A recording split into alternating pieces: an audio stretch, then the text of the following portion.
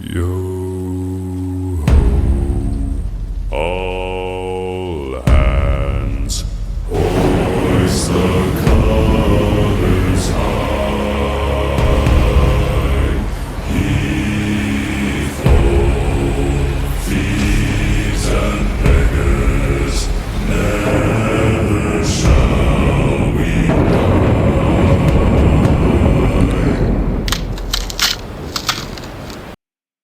Hey everyone, and welcome back to the Bad and Mean podcast for 2026. I'm your host Dylan, and I'm joined today by Declan. How are we doing? Good, mate. How are you? Not too bad, thanks. Last time we went ahead and reviewed the Raiders season for 2025 and had a look into what this year has in store for the Green Machine. So today we'll have a look through the Raiders team list up against Manly for round one, which should be very exciting. And then we'll have a look into any recent news within the club over the last few months in the off season. So Vegas, third year round. Third year of the Americans having a look at what rugby league has to offer. What was your thoughts on the games we saw over the weekend, Declan? And have you seen any change over the last few years to how it's been run? I think it's all been run pretty much the same, but I do have to say that the Dragons were robbed. 110% robbed. How the NRL officiating hasn't put Stephen Crichton in the bin, nor have they charged him. Are you for real? If that was a Raiders player, bro, he'll be sent off. Sent off 8 weeks. Okay. But no, the games were fantastic. I think that Bulldogs-Dragons game was probably the best game we've seen in Las Vegas, hands down. I thought the Knights were absolutely superb, and they looked very, very dangerous with Kalen Ponga back in form. But I think the Americans, they're loving it. I think I've got to say, the British, they really, like the Hull KR fans and the Lead Rhino fans were mental. Oh, yeah. You could, they were shouting and getting behind their teams, and it was just fantastic. I love rugby league in Las Vegas. It's my favorite thing to watch. Yeah, it was unreal. What about them Poms? Yeah, for whole KR. I was so vocal. And in regards to the Stephen Crichton tackle, I'm wondering if that game was in Australia, would that have been officiated any different? 100%. If we're trying to promote the game, do you really need to see 3 sin bins? I know your contact was warranted for a punishable offence for a sin bin, right? But I think you want to see a more open flowing game with more people in the field, don't you? For other people to see.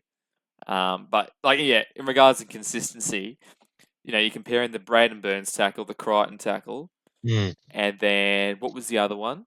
Where Nathan? Oh no, not Nathan Cleary. Yeah. Yeah, it was. Yeah, in the trial game. Cleary got sin bin, right? And then he gets suspended. Now Braden Burns is copped. Should be able to get off. I know, but he's 100%. Potentially might be getting 2 game suspension. So that's. I know we talk about protected species and all, but I guarantee if that was the other way around and Setu 2 had hit Stephen Crichton, it'd be sin bin instantly. It's how does that work? I don't understand. It's so it's terrible. I think they went the wrong way with that the bunker. They're too scared to send protected species off, so I don't understand. Yeah, and it was hard. The end call right at the end of the game where Bronson Xerri lost the ball and awarded a penalty. That's 50-50. The Dragons shouldn't have wasted their challenge. No, that's right.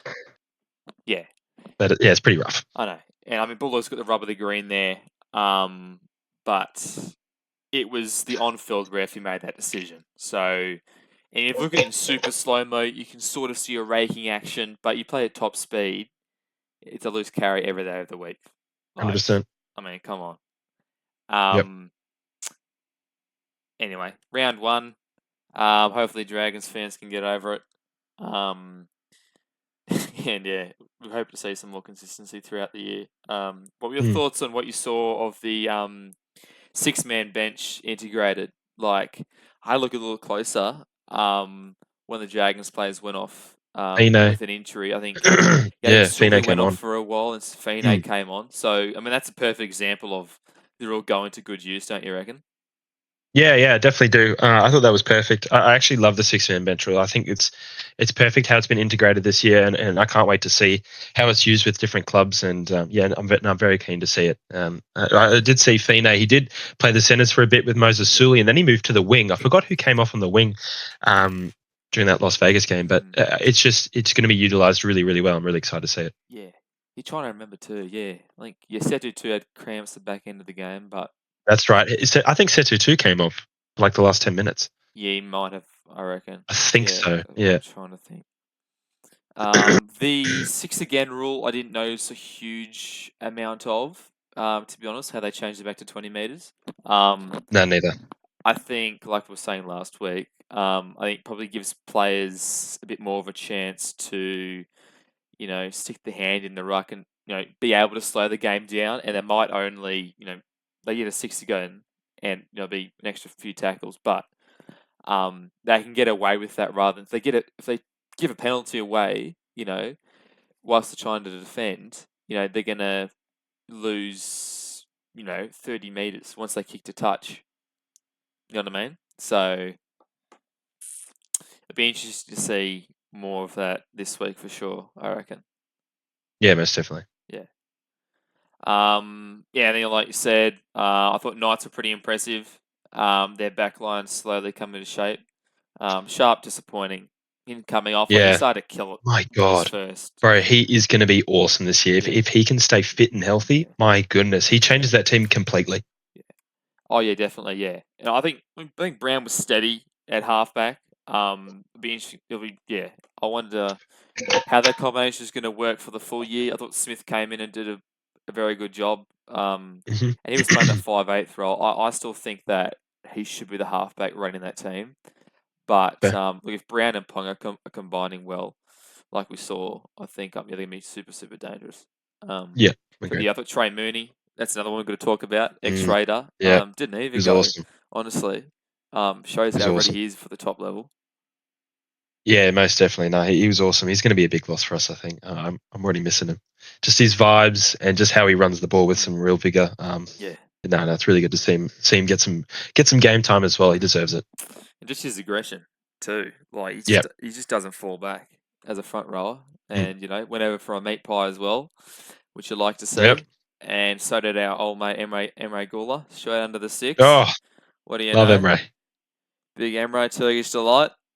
Never seen the light of day, but he's scoring a try. What are the odds of that? I know, Far unbelievable. out. Mate, fucking hell, I tell you what, like, could barely even see the try line at his days at the Raiders. But no, I thought it was alright too. I thought we'll talk a little bit about the Cowboys game. I thought the Cowboys were a bit Oh God. sideways. I thought they started the game pretty well. Get the spoon out. Yeah. Oh, you Get reckon? the spoon out, man. I reckon they're going to be wooden spooners. I think they're going to really struggle. I think Todd Baton's a terrible coach. But anyway. Yeah, he stuck around there for a while, Payton.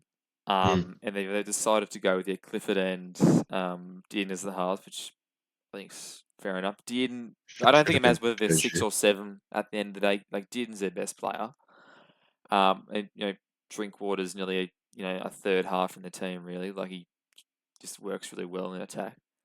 But yeah, defensively, they can't really stay in the grind for a No, full 80 and minutes, can they?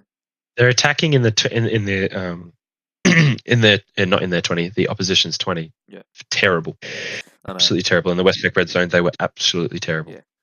Anyway, a one-off game sort of for all these teams being overseas, so big deal, but still gives a little bit of idea of where they're at, and certainly in their roster selections, which is been awesome to see. So we move into our Raiders talk. To start the year off.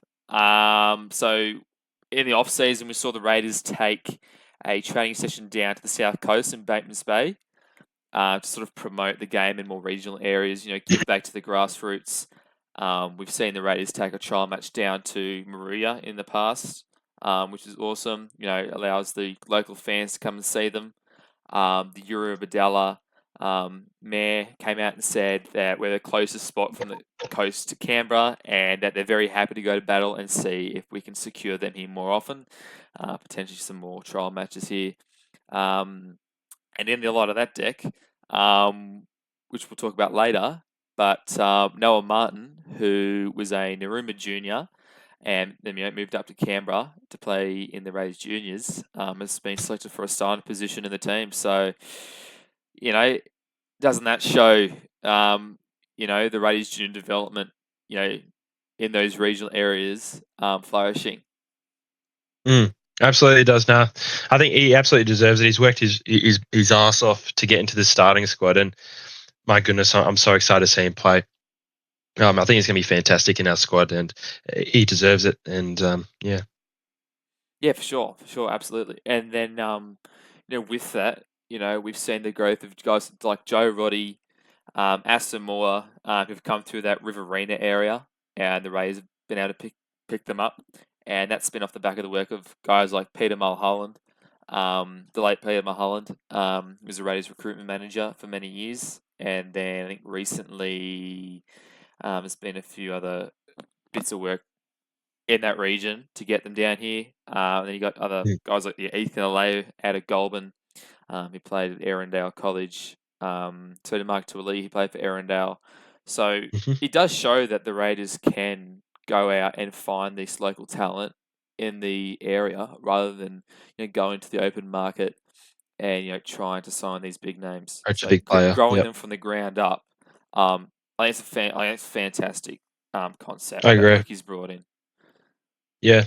He's really changed the Raiders' old ways. Like, we used to try poach these players in from wherever, but he's really got some confidence in these younger players that he's looking for. And I just love how he's been signing younger talent through these local systems. And yeah, it's just awesome to see. Yeah, so good. And then, too, we've been able to snatch up guys like Chevy Stewart, Strange, Sanders, from all these, out the nose, from the nose of, the Roosters, like Strange was at the Roosters, Eels, Sanders, getting them to come to Canberra and, giving them a reason to join the club, which is great. And, that's then seen the success in our lower grades. SG Ball won the comp in 2021. New South Wales Cup minor premiers a few years ago. Jersey Flag were very good. So I think this is the pathway that the Raiders, which is the reason why the Raiders have been successful in the lower grades the past few years, which I think's Yeah, most definitely. really good to look forward to. And that's Yeah. where I enjoy watching the lower grades these past few years. Yeah, most definitely. So that was one of the main highlights of the off season. The next one, which we thought was inevitable, was Josh Papali's retirement. And he's come out and sort of said, look, this year's definitely going to be my last, in regards to his body holding up. We saw him see a return to the Origin Arena last year. I can't believe that. But Big Papa, what a servant he's been to the Raiders club for so many years. Like you said, let's hope we can take him out, as a premiership winner. Yeah, no, he's been a loyal companion for the Raiders for 13, 14 seasons now. Yeah. And man, I think he'll go down as one of the best front rowers, if not the best front rower for Canberra Raiders. I just absolutely love watching Big Papa and what he brings to the field. What he brings to this team is it's so good to see. And yeah, it's a bit upsetting to see him announce. Obviously, we knew it was going to happen, but I don't think I'm ready for it because Big Papa has been one of the most dominant Canberra Raiders forwards in our lifetime. Yeah, because I think, was it the last 2 years he's signed on 2 separate 1-year deals each? I think. Yeah, he did. Yeah, 2023 or something like that. We thought, is this going to be his last year? Then he went and signed another 2, similar to what Rapana did. Yeah. But yeah, it's a tight call. I mean, it's hard to compare eras, but comparing him with Glenn Lazarus, his career, it's hard. I mean, look, Lazarus went ahead and won. Well, he went to 3 different clubs and won a premiership each. That Crazy. shows something else. I like that. He's unbelievable for him to do that. And Papali's never won a comp. Did that, made that shift into the front row. Later down the line, he used to be an elite second rower. Running lines when he was younger years. Wasn't any good there. Fantastic. So yeah, Yeah, will be interesting to see how they utilise him this year. He's keeping his starting role at least to start the year, and I think Ricky's just going to be able to manage his minutes. You'd think throughout the year to make him more durable. I don't Yeah, really no, imagine. most I definitely. don't really imagine, because he had so much impact last year, didn't he? I mean, Yeah. it was insane. Like to see the form that he was able to produce.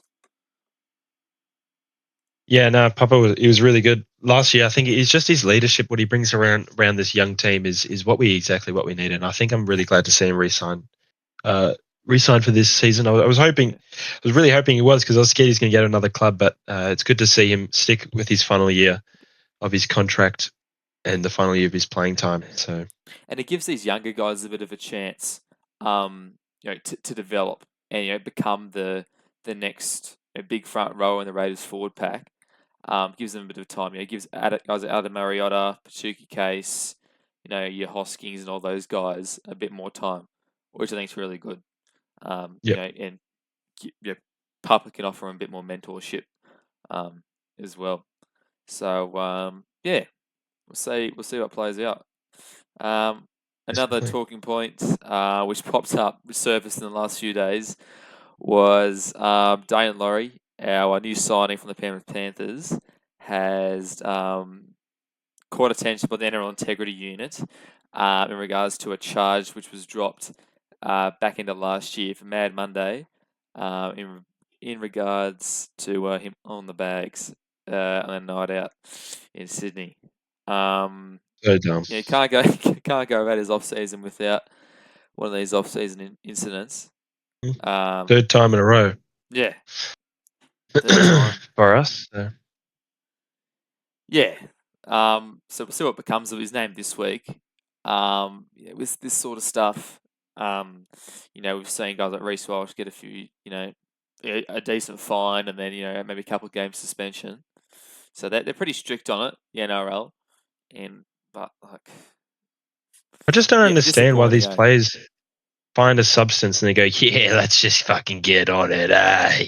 I don't understand. You've got a whole career to play for. You're under so much money. You make like times 4 than most other people work in a full-time job. I just don't understand why a bag of Coke can just like change your perception of everything. It's so dumb. Just put it away.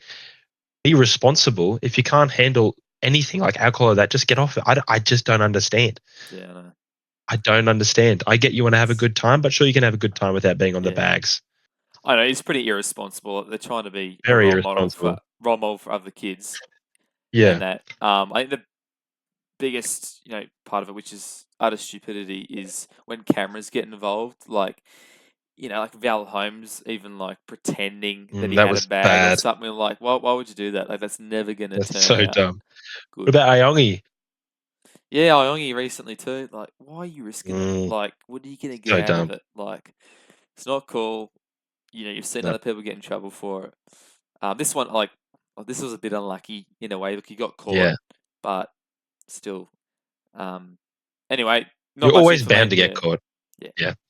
I mean, have you seen much more information be released on this? No, I haven't seen anything actually. I'm actually surprised it's been hidden under the rug. I think the Raiders media team have done a good job of trying to shove it away. So, I haven't seen anything, but it might just be nothing. But no doubt he'll serve a suspension, I think. Yeah. Hopefully not. The more time he's on the field, the better for us. So yeah, not much more we can comment on that, but I thought it's something we should mention at least. Yep. Alrighty, so now moving on to Stiggy's notebook for 2026. Fogey now, testing the edges. Nicholson for Weeks. That's towards Pappenhausen. Here's a chase. Weeks over the top. Balls out and gets one straight from room service. Absolute rugby league rockstar. Through to get going, and he gets through. He's away. Sevelia Tamale in and away from Metcalf. Gets past Metcalf. One more play. Kick from Strange to Suggy is there. He's contesting kicks. The Raiders fly high, and they have first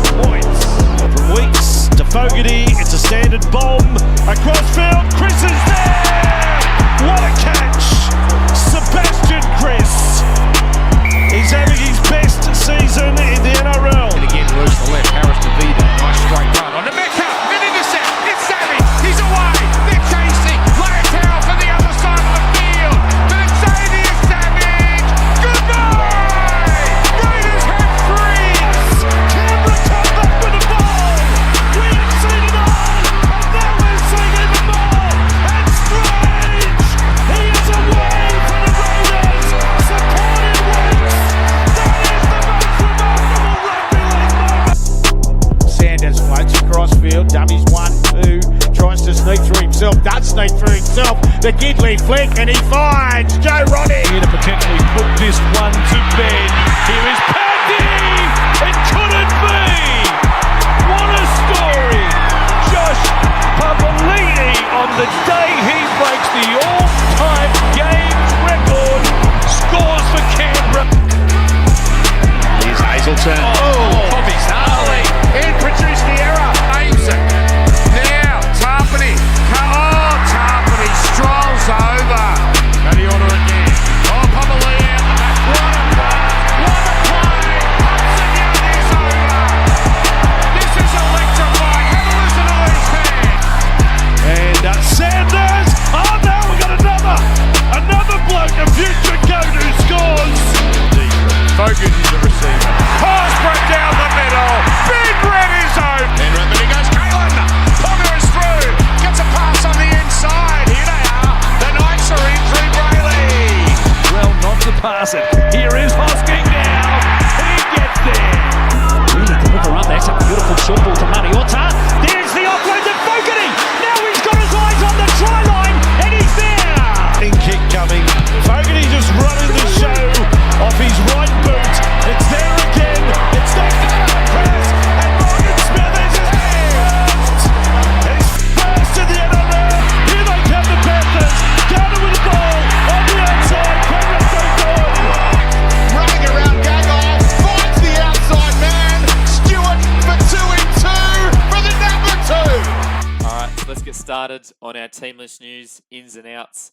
Owen Paddy, who was a mainstay as a jersey 14 last year, has been replaced by the incumbent signing in Jaden Brayley, who is a veteran rugby league player who's played quite a few games for the Sharks and the Newcastle Knights throughout his career.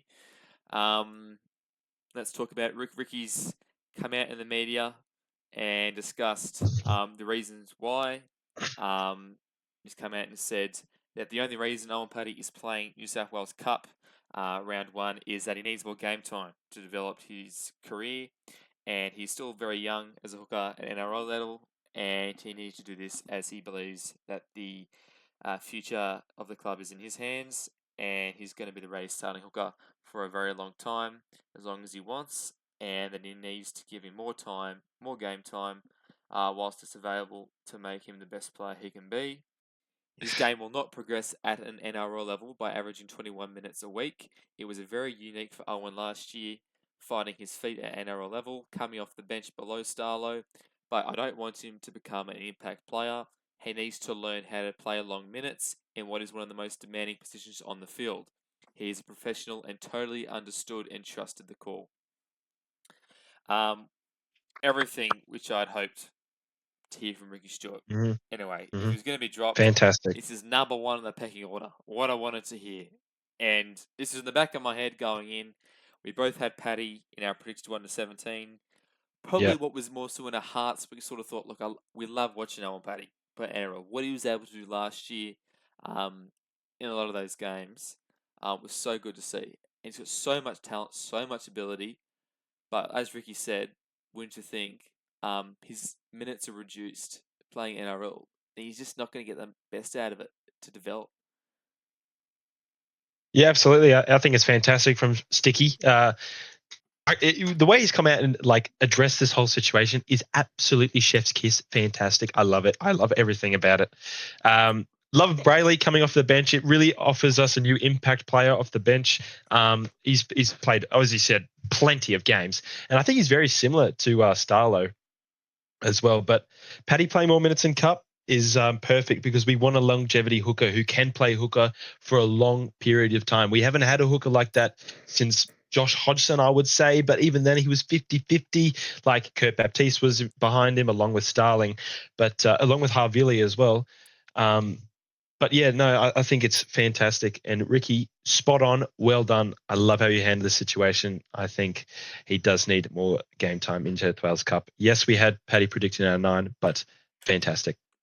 Yeah, it's ultimately a win-win situation for sure. Like, it's such a luxury to have Jaden Brayley come in and be that 14. And he might not even play that many minutes. Like he said, he's going to do his job. He's not necessarily an impact hooker, I wouldn't say.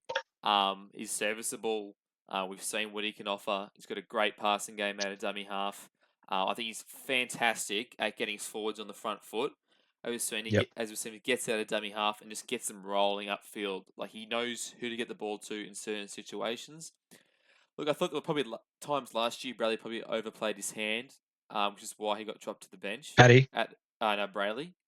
Brayley. At the Knights. We probably didn't see the best of him. But he doesn't have that responsibility of being the starting hooker. And after Starling's season last year, I think Starling elevated himself to being that starting 9. Just to that really good defensive player in the middle. He's got such a spurt of speed out of dummy half, Tommy Starling. So at least for the start of the year, I think it was a valid and absolutely reasonable decision for Ricky to make. As far as long term goes for the rest of the season, wouldn't mind seeing Paddy back in the team later in the year possibly. But remember, like, Paddy didn't play Cup at all last year. Like, he nearly jumped straight from Jersey flag straight up to NRL within a year. He played a handful of New South Wales Cup games at the end of the year, but didn't really get used to it. And I'm actually really excited to see how Paddy goes in New South Wales Cup, just to sort of develop his game, because he's got so many assets. So many strings to his bow. Yeah, most definitely. I think what Ricky wants him to develop is he did overplay his hand multiple occasions, not only throughout the trials but throughout last season. So I think he's just trying to get Paddy to just understand when to give, when not to give, what to do in big situations. I think it's going to be perfect for Paddy. Another thing I want to touch on is Starlo. We did see him play. He played a lot of big minutes last season, like a lot of big minutes, and he was fantastic throughout the start. I think he got gassed towards the end of the last season. I think we didn't see the best of Starlo. Yes, he was fantastic still, but I think that Brayley will offer. I think Starlo will play not as many minutes as he played last season. I think the start we'll see him play a little bit less than 60, maybe 50 minutes. And I think we'll see Brayley just a little bit more than we did see Paddy last season, because I think we'll go start with Brayley to halfway through the season, maybe 3/4 of the season. Then we'll see Paddy come back in, play that 20-minute role again as we digress into finals, and Starlo will play bigger minutes, depending on how they play, obviously. But no, I think it's very good. I'm very happy with this. Yeah, same. I think even with that six-man bench, you could even utilize possibly. Like, I wouldn't chuck a hooker on there, but you might have the opportunity to swap them in and out of reserve grade if need be. Just to see how, but I think we just wait and see how this hooker combination goes to start the year. We saw Tom Starling play lock, times last year. I was about to say that, yeah. Like, he was great. Do you think we'll see more of him? Like, do you think we'll see Brayley come on a little bit early and we'll see Starlo play lock for 20, 30 minutes? Possibly. Maybe not 20, 30, maybe like 10, 15. I think it completely depends on how the game goes, really. Yep, Like, if we're completely right. if we're on the back foot, we need to change the momentum. Maybe you bring Brayley on. If Tom Starling's gassed, I just think it depends on the game, really. Agreed. Yep. To see how it goes. So yeah, that was one of the main changes as far as talking points go. Do you want to talk about Matt Timoko? We saw him in a moon boot, walking around a moon boot at the trials. Didn't see any game time throughout the trials, and he's been given the week off in first grade by Ricky, and we'll have looks like an 80-minute performance in Cup to sort of get him up to scratch. Do you want to talk about that decision? Obviously, it was a forced one. He wasn't declared as fit, but Sasangi's been pushed into the centres. So what are your thoughts around that? I think it's good. Obviously, there was rumours about Matt Timoko being in a moon boot, and I think it's good to put him in New South Wales Cup just to get his fitness levels back up and going. But very good with Sasangi. I'm really happy with Sasangi in the centres. I think he's more of a centre than he is a second rower, in my opinion. I think his centre work is outstanding. I love him playing in the centres. A couple of things I think we're going to struggle with Sasangi. He's very good defensively, but I think they'll test that side of the field. Manly will. I think they'll really push that right-hand side. Is it right-hand side? Yeah, it'll be right, yeah. Yeah. So I reckon Manly are going to throw everything at us our right-hand side, as that's where we struggled last year. So they'll be attacking that side repetitively, and I think it's our least experienced side as well. Like Timoko and Savage haven't played much football together, especially center and wing combination. So I think that's something to watch out for. But I've got full trust in Simi. I think he's dangerous right and left foot step. He's got great footwork. He can take on one-on-one plays. He's so strong.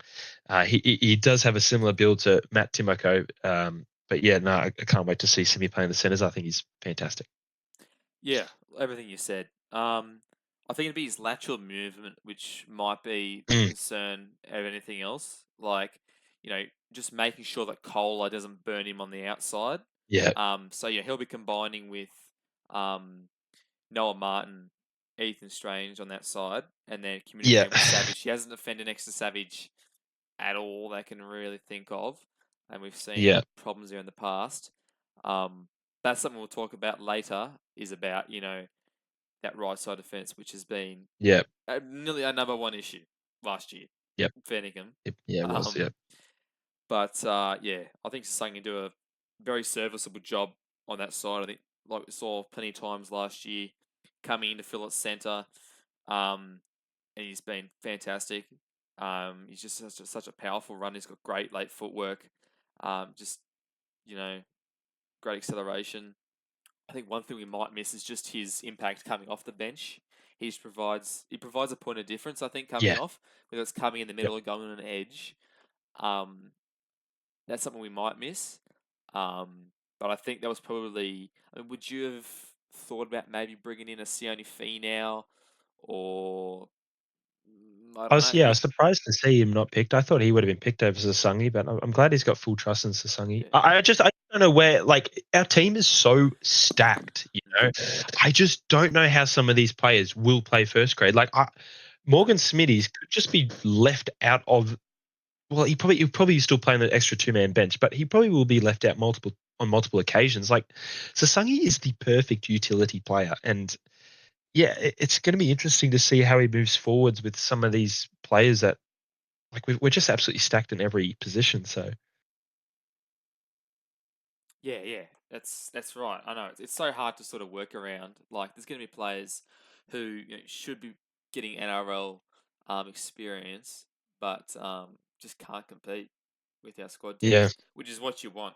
At this stage, exactly right. It's fantastic. Like, you want to be pushing constantly, pushing other players to perform. So yeah, Matt Timoko out. Looks like might only be this week, to be honest. Yeah, if he's playing, most likely. he's obviously fit enough. They just want to give him, a bit of a hit out to start the year.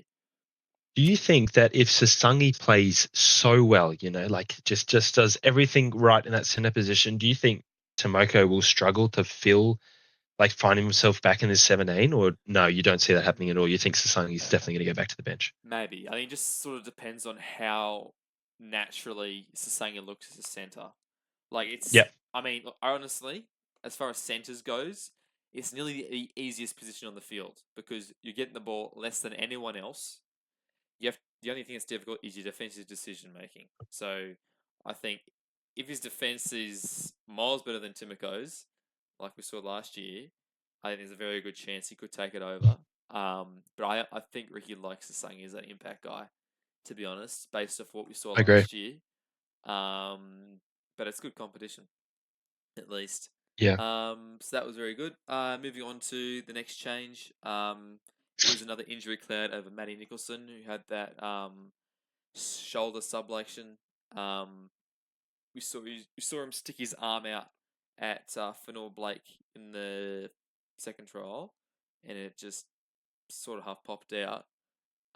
So fair enough, probably not worth risking him this game. So he's been given time in New South Wales Cup to readjust.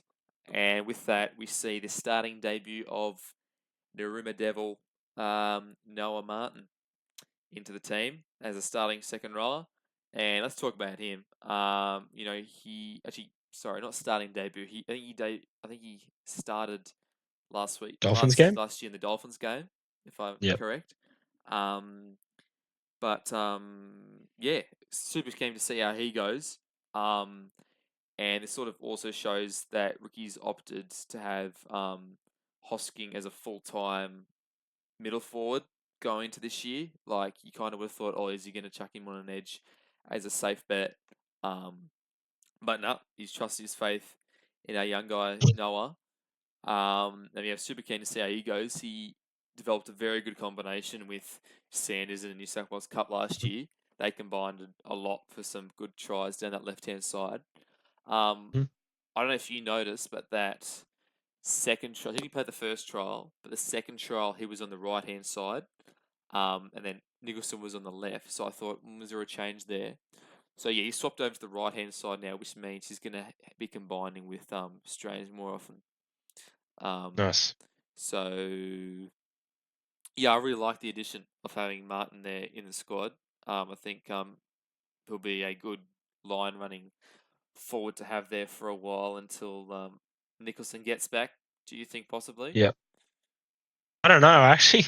If Noel Martin plays really well, I don't see Nicholson fitting to the squad at all. I was surprised. Well, obviously, with the recent news that Hosking doesn't want to be a second rower, like that's his last position. He wants to play in the forward role. He wants to be the front rower or a lock forward, which I think is his position. I'm so glad to see Noah Martin in that second row. I think was fantastic in New South Wales Cup. His link up with Ethan Sanders was like superb, and it, like killed the opposition.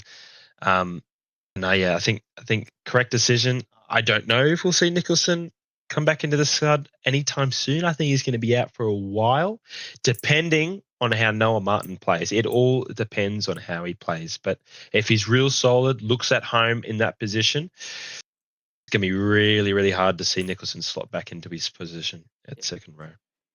Yeah, and he just emulates what the Rays are all about. He's just got the tough mullet, flowing at the back. And he just Love to see it. doesn't back down at all from the contact. He's just not afraid at all. I think we'll have him running at Luke Brooks for sure throughout this game. Be interesting to see what minutes he plays, whether they'll give him a crack at 80. But Hope so. yeah. So super keen to see how he goes. Very excited. Very, very excited. Alrighty, so now we're going to be moving on to the new halves combination. Ethan Strange and Colonel Sanders.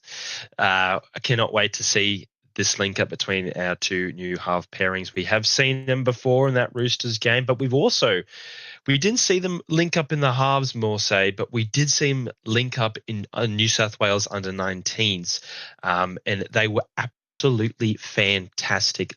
Ethan Strange, he had a try assist to Ethan Sanders in the same reversible. It's going to be fantastic to see. He's a little quote he said as well in one of the media ops. He says, "I love playing footy with Strangey. We're probably the polar opposites if you really think about it." He's pretty off the cuff, aggressive, that sort of stuff. But I'm pretty calm. Don't have that aggressive side of me, but more so game focused. We're sort of polar opposites and we're able to bounce off each other pretty nicely. So that's fantastic to see. But another thing we want to talk about is Strange. He's switching sides now to the right-hand side, correct? Mm-hmm. Yep. Moves the left to the right, which is going to be awesome. And I think that will benefit him. But obviously it's going to take a few games to get him going. But he traditionally was a right side player, wasn't he? He was, yeah. Well, coming through the grades, he had that right foot step, right hand carry. So more Oh my naturally goodness. suited to that side. And I think one of the most underrated parts about Ethan Strange's game is his ball playing. We didn't say that enough last year, because he was sort of playing second fiddle to Fogarty, really. I think he's going to take more of a dominant role this year. But he's got a beautiful left to right pass to his ring, which we've seen in New South Wales Cup. And we saw him playing the Roosters game, Strange, and he didn't miss a beat playing on the right. Nope. I think defensively, we'll see whether that plays a role. He's going to be next to another inexperienced player in Noah Martin instead of Hudson Young. So that might be a bit of a curveball. But knowing him, I think he'll be up for the challenge. Coming back from that Ashes tour, I'm super keen to see what we have in store for him and what he's learned, what skills he's learned. Even his kicking. So I think, makes sense. I think one way or another he had to sort of move over to that side. I wonder if Kobe Black was the halfback, whether we'd see him back on the left. I think Black's the right foot kicker, maybe. Yeah, But look, thing to say. I think it'll take time for these two to develop a combination. Obviously, to see how naturally Yep. they get. But I think they suit each other pretty well. I think they're sort of the yin and yang. I think Sanders, whilst he's not afraid of the line, he's got a steady head. I think he's got a good short kicking game. I think a better short kicking game than Fogarty. We'll talk about this matchup later on. But I think close to the line, he has a pretty decent grubber, which has sent him set up a few tries. As far as his long kicking game is, he probably needs to work on it a little bit more. But he's just got a calm head on him. Like, he's not afraid of the contact. He'll dig into the line. During defenders, set up his second row, or he'll dummy and break the line through. And he's big body, so I think he defensively should hold his own. Yeah, I think it'll be interesting to see what game style we see from both of them going into this year. Like, do you reckon we'll see Strange to be taking a lot of pressure off Sanders by doing a bit more kicking, touching the ball more, or do you think Sanders will be the dominant half from the get-go round one? I think it's going to be kind of like what we had with Fogarty and Strange. I think Sanders is going to have to take the pressure, and he's going to have to take it off Strange, because I think Strange is that type of player that he loves just to do whatever he wants to do. He doesn't want to be pressured. He doesn't want to be like, oh, the ball has to go to you all the time. I think it definitely has to be kind of like what Fogarty was, but obviously Ethan Sanders, we can kind of see that he's already got better footy IQ from what we've seen in New South Wales Cup than what we have seen from Jamal Fogarty. But no, I think Sanders needs to take most of it. He's the dominant half. He's just going to get his kicking game. I don't rate Ethan Strange's long kicking game either. Like, it's pretty ordinary as well. But his short kicking game is very, very good along with Sanders. But I think Sanders needs to control this team. But it could go 50-50. Yeah. I think in tight games, I think we'll need to rely on Sanders' kicking game to get us Yep. home in there. I mean, Yep. he's the halfback. I think we're just going to go a little bit easy on him the first few rounds and, get Strange to kick more. Like we saw Ethan Strange to start his career. He barely even got the ball on that left-hand side. Like, Yep. being that he was a 5'8", so he was just using him as a ball runner. But I think this year we're going to see the transformation of Ethan Strange into like a full-time half. See him actually combining a lot more, getting way more touches of the ball, and then combining down that right-hand side. I think more so. Also really keen to see how they combine with Kyle Weeks, as well. That Roosters game just shows, first and foremost, like, how they're going to go. They're certainly not afraid of it. No. But I think the only thing with Weeksy and Strange, I think if they're going to connect really, really well throughout the season, I think Weeks needs to work on his wrapping game, like his work around the attack. Like what Tedesco does. He like wraps around the play. He reads the play, wraps around. You don't see him coming. That's what Weeks needs to work on. He's got speed. He's got ball skills. Yeah. That's all he needs to work on this offseason, just to combine with the halves, give him the ball, straighten up the line, double pump, double pump, go yourself. I think that's what Weeks needs to work on with these new halves pairing. Yeah. No, definitely. I think he just needs to be in and around the ball all the time. Yeah, And 100%. like you said, being able to read the plays. There were plenty of times last year where we're able to burn teams on the outside with Weeks being able to wrap around Fogarty and it creates space for our outside backs. I think that's probably the way to go.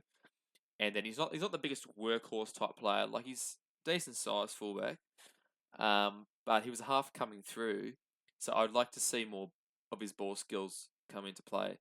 Because there has been games, like, whilst Weeks was one of our best players last year, and you could create something out of nothing. Probably games that went a little bit quiet, like particularly that Sharks game, we didn't see him a lot. And he's basically, I think he's going to be looking for the game rather than waiting for the game to come to him a lot of the time. And 100%. that's and that's gonna be one of the big things this year is can these younger guys, Strange and Weeks, be able to have that breakout years like they had last year and be as consistent. Like it's gonna be hard. Like to how to the stretches and the places we went last year in the competition. How can we live up to it Go again and there repeat again. it? Yeah. It's gonna be tough. 100% it is. But Strange and Sanders are going to be at the forefront of that, undoubtedly. And I think with our experienced forward pack, it's going to help immensely. Yeah. For sure, because you know what you're getting from them nearly every week, pretty much. In regards to our forward pack, Morgan Smith pops onto our bench. I reckon it'd be interesting to see who would have missed out on that 17 if Nicholson was fit and that Timoko was playing. Don't think it matters too much in the end because you still got that 6-man bench. Yeah. So we'll see how that rotation works out. We've got those 3 middles on the bench: Hosking, Smithies, and Mariota. Mariota was an impact guy last year, quite clearly. I Yep. really like the way Ricky used him. He used him consistently. Bring him on like he might play 30 to 40 minutes, maybe 30 minutes, and he just run as hard as he could as possible. And he had a really good offloading game too, I thought. But big year for Mariota, don't you think? Like with Papali, Mm. basically saying that he's retiring. He's the next guy up. Yeah, no, What do you definitely. I think? think he really, he really needs to step up, man. We haven't seen it yet. We saw it in that Knights game in that 2023 semi-final, but since then, he just hasn't like wowed me yet. Like he hasn't gone. Okay, he's going to be our next front rower to take Josh Papali'i's spot. He just hasn't done that for me, unfortunately. But I really hope this year he proves us wrong and goes, you know what, click into gear, let's get going. I'm going to be the new Papa. I'm going to play my game. I'm going to play big minutes because I don't think we'll see Papa play big minutes this season. I think we'll see I think we'll see Mariota play big a lot more minutes than he did last year. So, but yeah, no, interesting to see how Mariota goes this season. But another one, Smitty's. Do you see Smitty's playing? This whole do you see Smitty's playing multiple games, or do you see Ricky going that option of Dane Laurie as the utility? Do you think Smitty's will be snuffed a little bit throughout the season? Well, I think his role has only been taken over from what Hosking did last year. I think we saw Hosking play second row more than what we did in play in the middle. I think Hosking's going to take the dominant minutes of the forwards who are coming off the bench. So I think we might see Smithies maybe get a 25 to 30 minute stint. I thought he was decent. Really, I think last year he was great. Like compared to the year before, he actually provided some post contact, Yeah, he just yardage ability. tightens our ruck up, doesn't he? He tidies our ruck up really well. I think he's probably a little slow around the play the ball at times. So it will be, be funny to see how it goes again. But yeah, like times 2 on what you said. Yeah, it just depends on the game. Yeah, and The then moment. with Mariota, I think he plays to whatever Ricky asks him to. Like if Ricky wants him to be, a workhorse in the middle, he will do that. If he wants him to be an impact role, he'll go ahead and do that. But they've been cutting back on Tarp in his minutes the last few years. He hasn't been playing as much. And then Horsburgh as well in the starting 13. Do you like how they have that bench rotation? Have gone to start with our 3 experienced forwards, then have their lighter bodies coming off the bench? Look, I don't mind it. It's just classic. Like put your leaders on first, and then we'll see how we go. But I just really liked how Papa came off the bench throughout the start of last season. I thought Papa coming off the bench, and just like I don't know, it's just something different that I haven't seen Ricky do before. So no, it'll be interesting to see how our bench rotation goes and who goes where and how many minutes everyone gets. I think Hosco will get a lot of minutes this season. I think he'll play big minutes at lock, and I think we'll see Horsburgh shift to front row as well multiple times throughout the season. So yeah, very, very keen to see how we use our bench rotation. Yeah, Yeah, definitely. Yeah, I don't think it hurts. I thought we might have been slightly stronger when we had Papa coming off the bench because there's been moments in the last few years where Tarpany and Papa have come off at the same time and we've struggled. I don't think it's much of an issue now. Really, I think we can trust them just as much. Horse was playing pretty decent big minutes as well, so yeah, they might not even be off the field for that long, to be honest. Um, but yeah, I'm a number one advocate as Hosking as a middle, for sure. I think he's just so agile around the ruck. He's got a bit of late footwork. He's got his ball skills, and he just goes all day. He's so tough. He just tackles his heart out. Mm. And he's just someone you can trust consistently over and over again. But yeah, as far as this game goes, yeah, really happy with our forward pack selections. Agreed. I think, yeah. Very good, Dill. Well, moving on to the Brookvale. We're going to Four Pines Park. I know you're going to Four Pines Park, I am. Dill. So that's pretty exciting to see. But moving on to the home side, the Manly Warringah Sea Eagles. My goodness, have a look at this back five. It is dangerous. It is speedy. It is fantastic. It is Kohler, Saab, Garrick, and Hopawate. It's just like, dude, that back five is like crazy good. It is fantastic. We know how good Kohler is, and just his speed. Saab, again, he's quick, he's agile.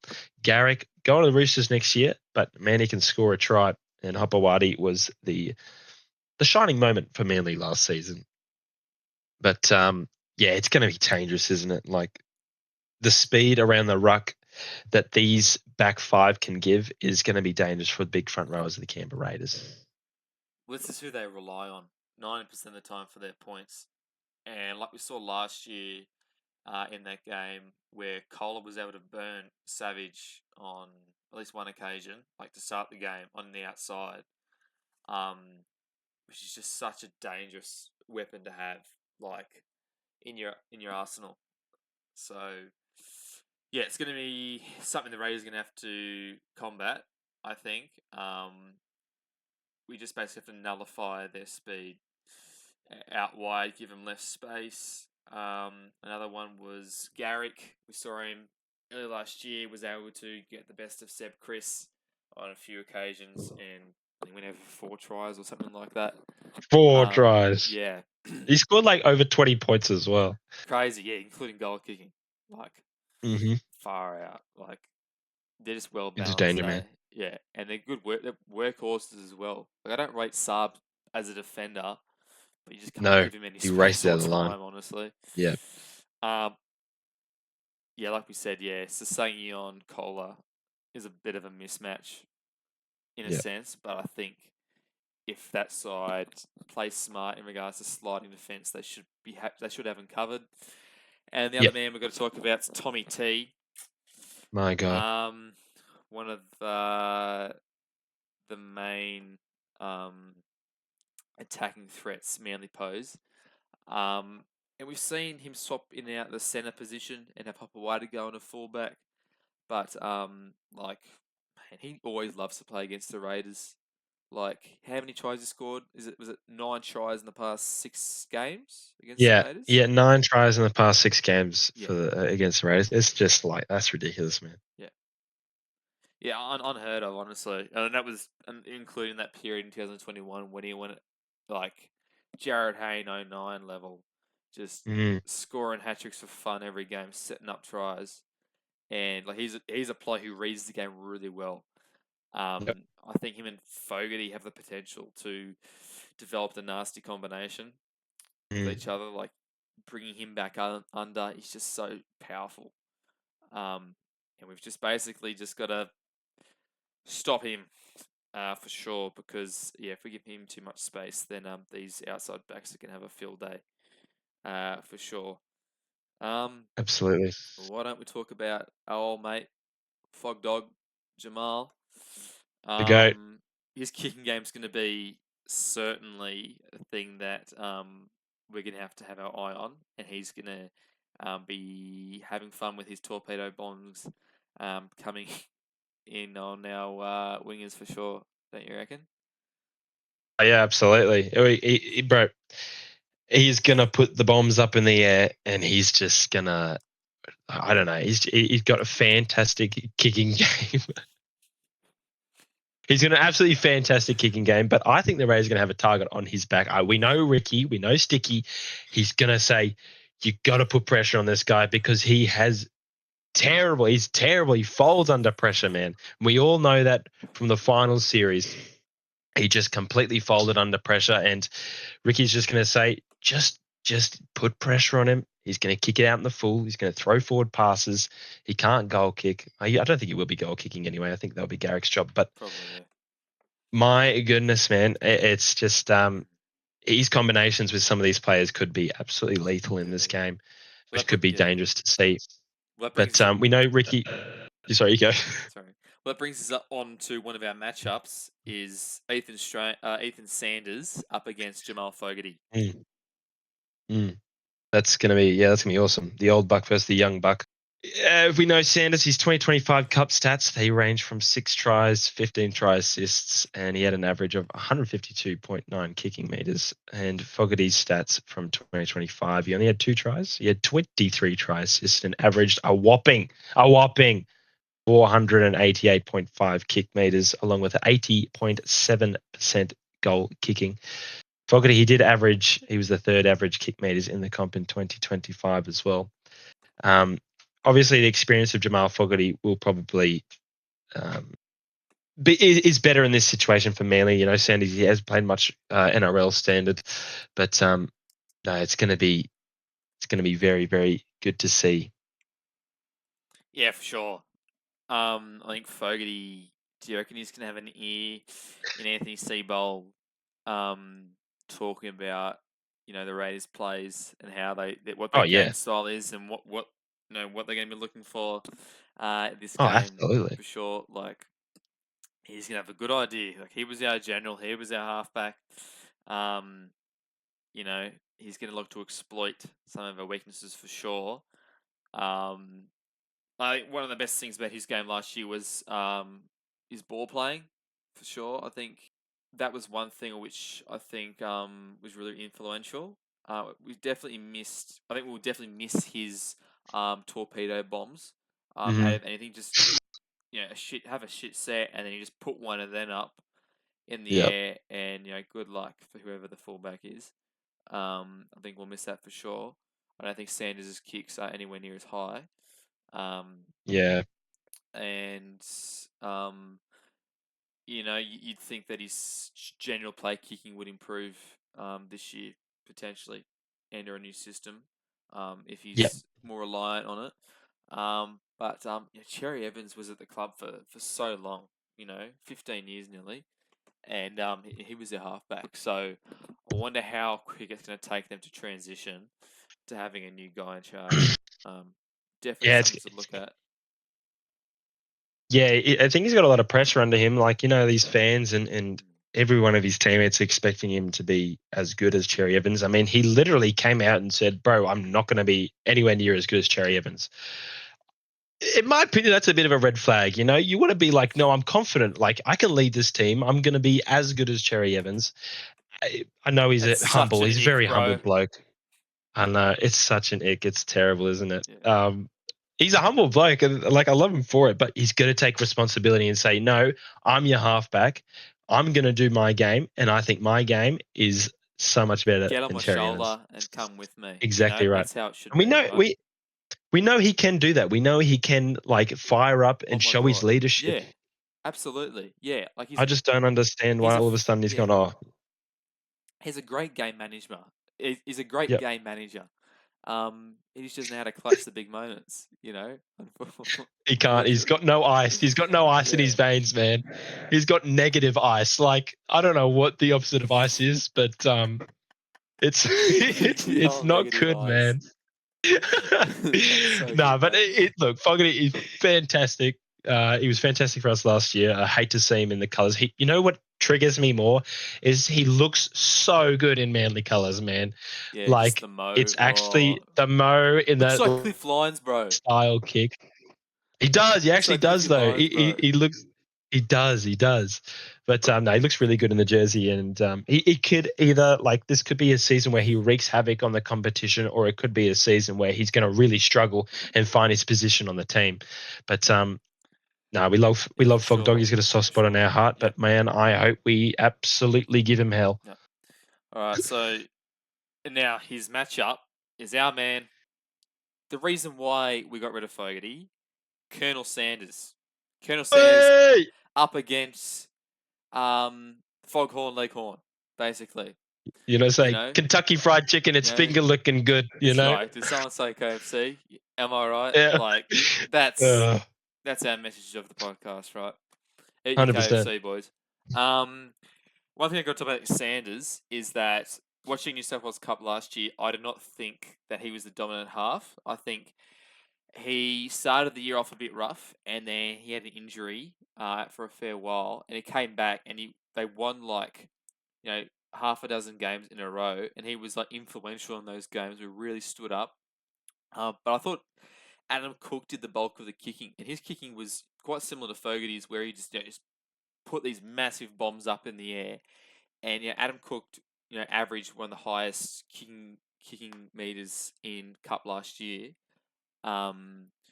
So I know Sanders is more than capable of taking the reins, but it's just something I thought I'd note for sure. Yep. That's what makes me a bit nervous, though, doesn't it? Yeah. Like, you expect him in New South Wales Cup to be like that dominant half, that one that's like, always give me the ball, give me the ball, give me the ball. I want to prove that I can make this first grade squad.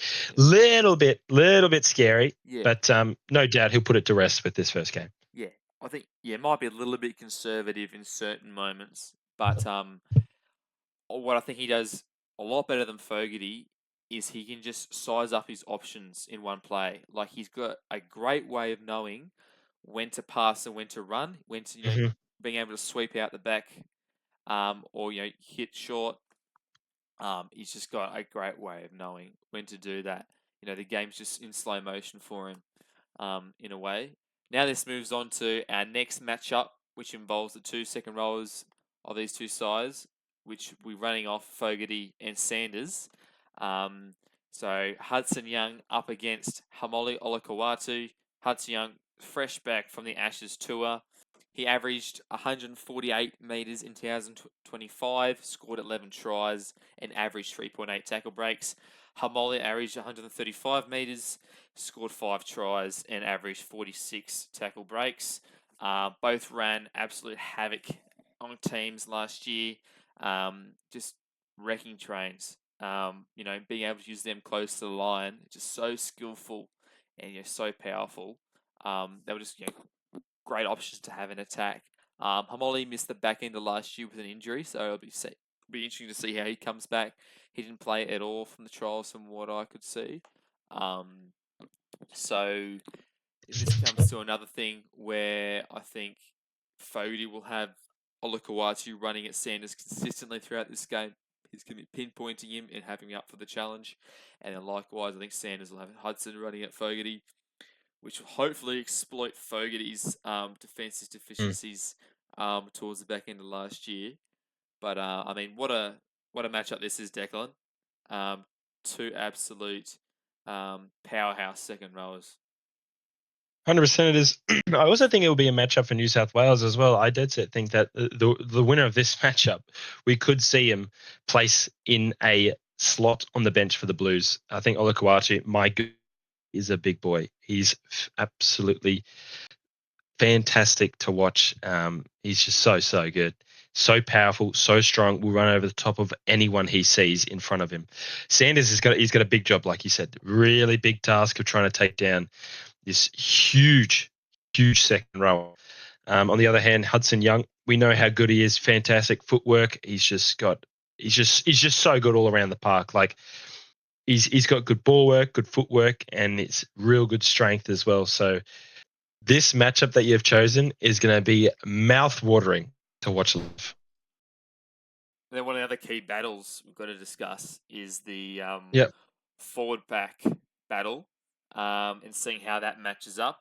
Our big boys, the likes of Joey Taps, Corey Horsburgh, Josh Papali start at the front row, and then Manly have the likes of Taniela Paseka, Siwa Takiaho, Jake Chaboyevich, and then even some of the impact guys, Billy Moore and Hetherington.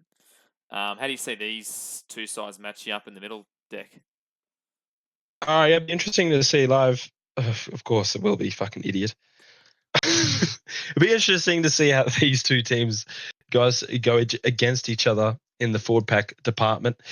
We know Paseka unfortunately was with an ACL tear early through last season. Takiaho, fantastic all-round player. Their benches, I don't think their bench is as good as ours. Like Nathan Brown, he's washed. Ethan Bullmore's okay, and Kobe Hetherington is the new signing from Broncos.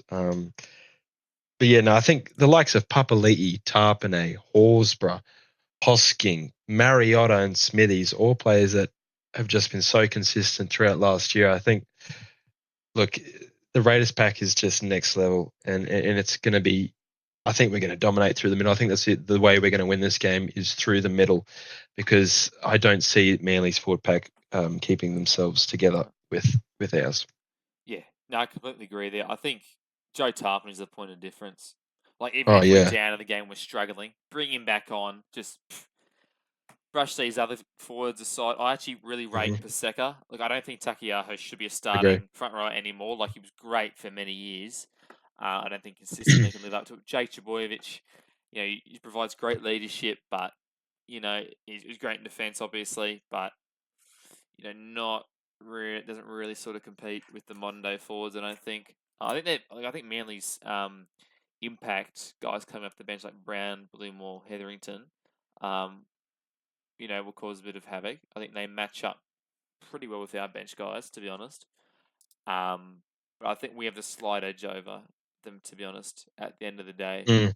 With like Nathan Brown, I will give him that. His impact, like just running the ball as hard as he can at the line, is like absolutely fantastic to see. Like, we don't really have a player that runs into the line like Nathan Brown does. He is so fired up, and he just runs with like vigor, and it just doesn't stop. Like that's the like they've got great forwards on the bench and all, but I just feel like full pack rotations is really good.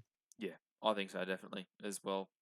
Dill, I have a question. Do you think that how quick do you see the Manly forwards getting tired throughout the game? Like, do you think, like, obviously our back five will play a huge part, because I think our forward pack is very fit, and endurance wise is fantastic. Do you think Manly will stay together?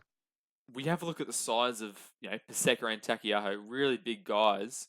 I think that's something we can exploit in the middle with our more agile guys, your Hoskins and your Smithies, in the man the ruck. So I don't think Paseka will play big minutes, to be honest. Jake Borovich sort of depends. So I think they're going to pretty well evenly distribute throughout. So I think that's where Tom Starling could take advantage, really, and be running out of dummy half. And we're just going to make sure that we stay on top, and just make sure that they don't get the best of us, because if their forward pack wins that battle, then it might be a little bit hard for us to compete longer into the game, because then their outside backs are going to have free roam. Once the platform's already laid, it just helps so much. And like if they have quick play the balls, it just allows them to spread wide fast, and that's when we get on the back foot for sure. So Yeah. I think from the get go, we've got to be executing our set plays, kicking to the corners, getting good field position, and then I think just having the patience to be able to grind them down, because then with a home crowd at Manly, It's gonna be really tough. It's going to be tough. They might have the referee on their side, possibly. Certain things, because the sixer goes. So yeah, I think just starting well and just doing what did well last year, in regards to our forward pack rotation, and how we're able to use guys like Strange and Weeks in attack. I think. Yeah. No, I think if our forward pack gets dominated early on and later on in this game, I think we're going to really struggle this year. Like, Yeah. I don't know. Our forward pack needs to be really good because our halves are new Yeah. combination. Our halves are supposed to get on the back of our forwards. If our forwards struggle, our halves can't like get on the back of one another. It's just that's the thing that we really, really need to get right this season is our forward pack and our forward rotation because we did struggle with it a little bit last season. When Tarpany came off and Papa came off at the same time, we just struggled throughout that period of the game. I think it's really important that we need to get on the front foot first because if we don't, our halves and our backs will really struggle to gain momentum in this matchup. No, definitely. I think that's a big point you make. We rely so much on our forward pack each week to just get us into good field position. And so then to not have that, and then to have inexperienced playmakers, is going to be something that's going to be quite hard to overcome. Yeah. But I trust these guys, to work off what was good last year, and integrate it in here, this game. Yep. We'll have a look at we'll have a look at the last 5 matchups between these two sides. So it's been toing and froing. Manly had that big win over the Raiders last year earlier. It was bullshit. Did we have a send-off? Well, we had a sin bin, but we also had that obstruction rule that frickin' was not fair. That's right. And then we didn't see the ball for the rest of the game. But that doesn't matter. That game is cancelled out. That should be a red line through. It doesn't count. Yeah. 2024. There's a few games there where Tommy Turbo had an absolute field day. The first 2024 game is when we came down from like a 16-point deficit and won the game. Like that was crazy. Watch that live. That was. I was at Brookie. Yeah. Oh man. Yeah. Like it was pouring down rain, but like there were so many Raiders fans. There wasn't as many Manly fans there, which was pretty crazy because obviously bucketing down. Yeah. What a game! Like Elliot Whitehead scoring a double. Our captain really stood tall. That's when Kyle Weeks also had like a breakout game, and so did Ethan Strange. That grubber kick through to Hudson Young. That was a game I cannot get out of my memory. That was awesome to watch live. Yeah, for sure. Just seeing each try minute by minute as we're able to come back is like always a good feeling of a comeback win. 100%. A few other stats to look at. Seagulls have won their last 3 games for round 1. The Seagulls have won their last 3 round 1 games. The Rays have won 2 of their past 3 games at 4 Pines Park. Centre Seb Chris for the Rays has scored a try in his last 3 games against Manly. And likewise, the Seagulls centre Tolu Kola is on a 9-game try-scoring streak at 4 Pines Park. He was on That's fire. Crazy. He was on fire to finish the season last year. He was. And I think he's the player who, given time and space, is the one that I'm most frightened about going into this game. Yeah, if he starts the way he finished 2025, oof, man. Yeah. He could be a smoky for centre of the year, of Dalian centre of the year. Yeah. Like and where the Raiders not only are going to be in for something, especially with inexperience of Simi on that side. Yeah. But yeah, no, that'll be interesting to see how Kohler goes because he's lightning. Oh, he is. I think he was pretty unlucky not to get a Dalian position last year, to be honest. 100%. I don't think there were that many good centres that were consistent throughout the year. And I thought that he was really hard done by to miss out on a nomination. It was him or Shiba, wasn't it? Shibasaki and was it Farnworth? No. Yeah, it was. It was, yeah. It was Farnworth, yeah. Yeah. So, I mean, you can't get past those guys. Those guys were awesome. No, you can't. And they were outstanding. So this is what moves us to what our predicted scores will be for this game. Deck, would you like to go first? And your anytime try Yes. Scores of course. All right. Well, I think this is going to be a very tight game. I think Brookie is like our second home. We're going to raid green there. No, but for real, I think Raiders will take away with a 2-point victory. I think it will be tight. I think Manly have gotten better. I'm going to go 18-16 or 16-18, either way you want to put it, to the Raiders way. My anytime, I'm going, whoa, Simi Sasagi, whoa. Anyway, and then I think my player of the match is going to be the Colonel. KFC, finger licking good. He's going to be stand up and he's going to really own his position at halfback and show he's the real deal for the Canberra Raiders and shut the critics up. Tell them to shut up because Colonel Sanders is on his way with some good fried chicken. That's fair enough. All right, I don't mind it. That sounds good. I'm gonna... That was so unnecessary. I have to cut that out. Why'd you do that? Sorry. All right. So, Dill, what's your looking like? I'm gonna have to go the same route as you. I'm gonna have to go the Raiders 1-12. I'm going to go the Raiders 24 points to 18. My anytime try scorer. I'm gonna go. I'm gonna Noah Martin on that right hand side. I think he's gonna go for a 4-pointer at some stage. I think we can, use advantage of a big body on that side. He'll crash over for a 4-pointer. And my player of the match, I'm gonna go Tommy Starling.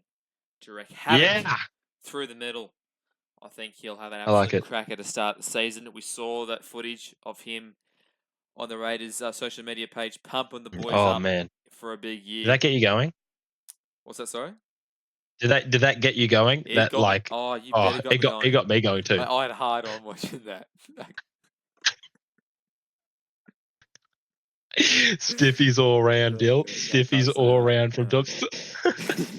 No, I got fully aroused watching that. Honestly, like he just pumps the boys up every single time. Absolutely, he does. Yeah, he's so good at it. He's literally the hype man of the group. Him and Adder, hype man. They really get us going, don't they? True that. No, 100%. No, I think it'll be a hard fought win at the end of the day. I think we'll get the biscuits come full time on a beautiful Sunday. Fuck me, man. Saturday, mate. Yeah, okay. On a beautiful Saturday afternoon at fuck me, man. It's Saturday night, mate. Oh, no, okay. On a beautiful Saturday night at Brookvale Oval, for sure, to start the season. So super keen for that. So just in regards to this episode, just to kick things off, this is basically, how do I fucking say it? Just in regards for this episode for this week, we'll be doing a little less content than we will usually do.